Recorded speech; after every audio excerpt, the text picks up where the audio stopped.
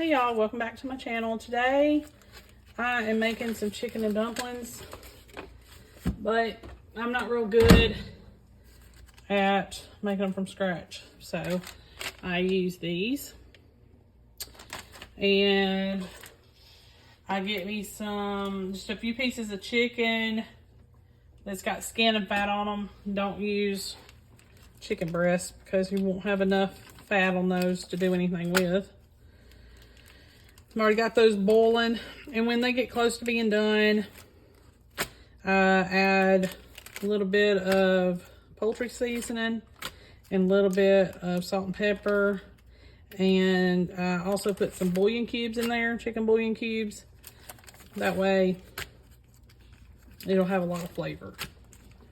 Right now, I just defrosted these and I'm separating them because I'm going to cut them and drop them into the boiling water. Your broth or water, whatever it is you've got your chicken in, needs to be at a rolling boil, and you need to make sure you have plenty of water before you get started, or broth. That way, I just cut these and throw them in the pan. That way, you won't get stuck about midway through trying to add more broth to the water.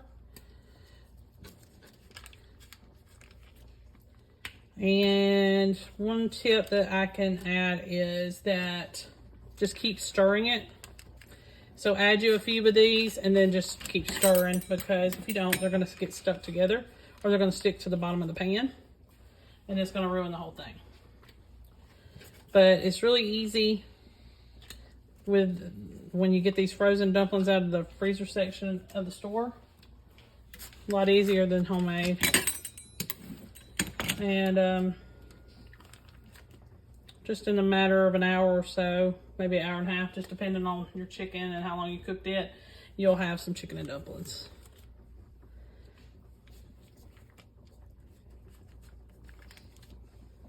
So once I get all these cut and put in here, I'll come back and show y'all what it looks like inside the pan.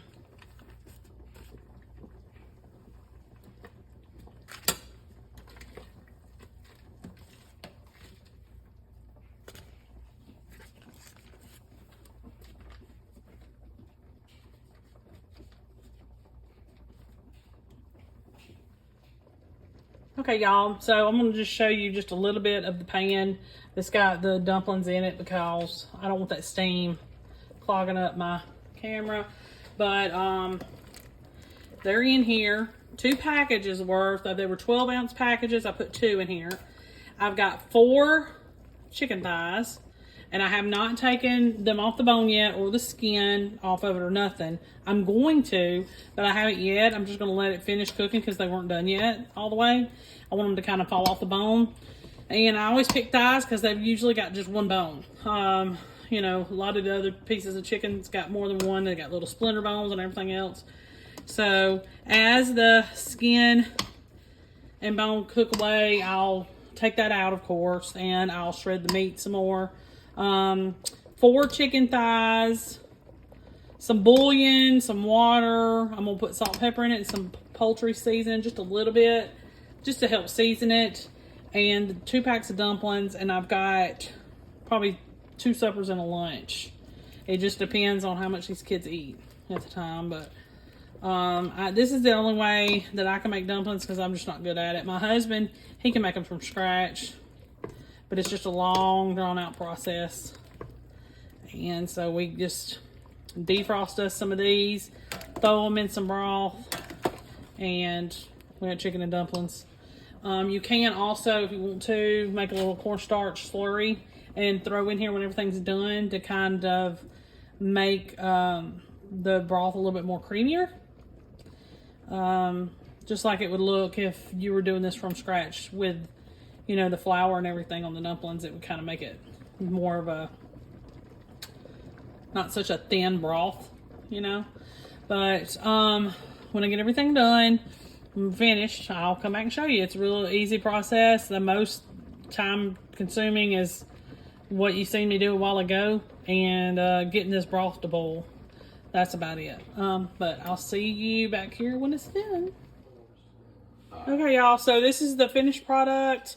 I paired the dumplings with some fried okra on the side. I don't think any of it requires a bread of any sort, but you could put that with it if you prefer. I would probably do rolls or something like that. Wouldn't do cornbread. But I always like some fried okra, so I just put that with it.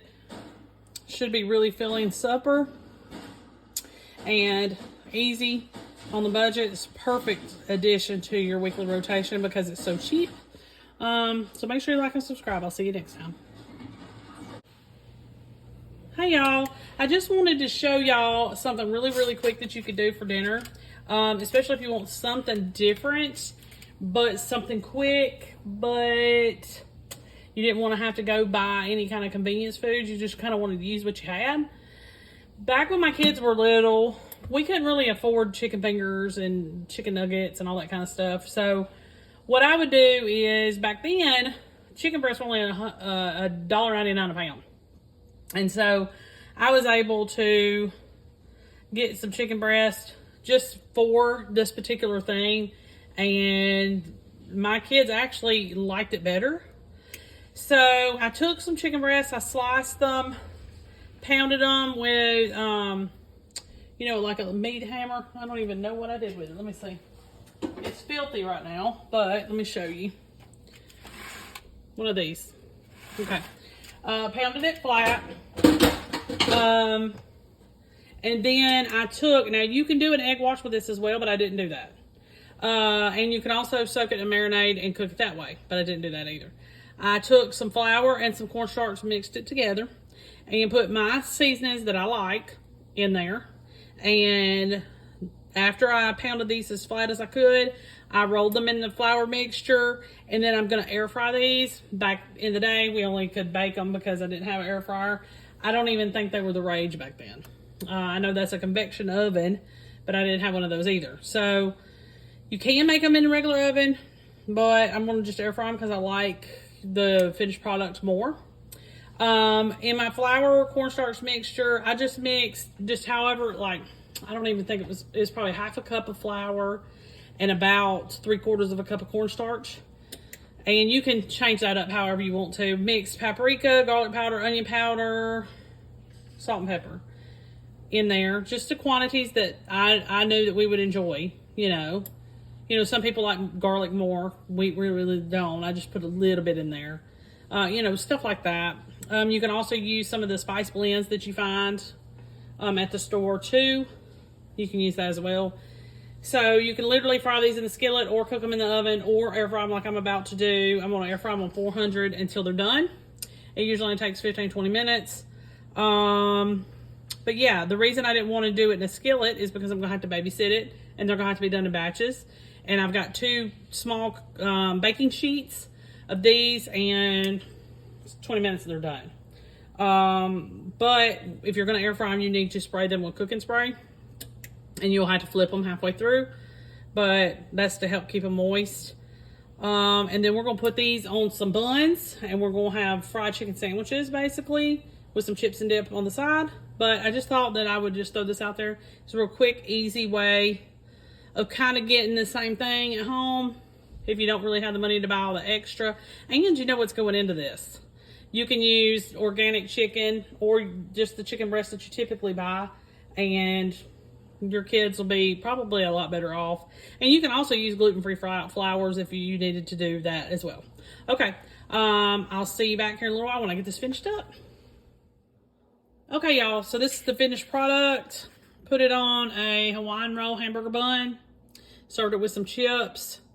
Even though it's cold weather out, this is kind of like a summer type meal, but you can have it any time of the year. Also, I'm gonna put some little salt and pepper on this tomato. I did put some Tony's on the finished product, give it a little bit more flavor. Try not to overcook them because they'll get dry. But really good sandwich, real easy and simple, and real easy weeknight meal. Cheap too. make sure you like and subscribe. I'll see you next time.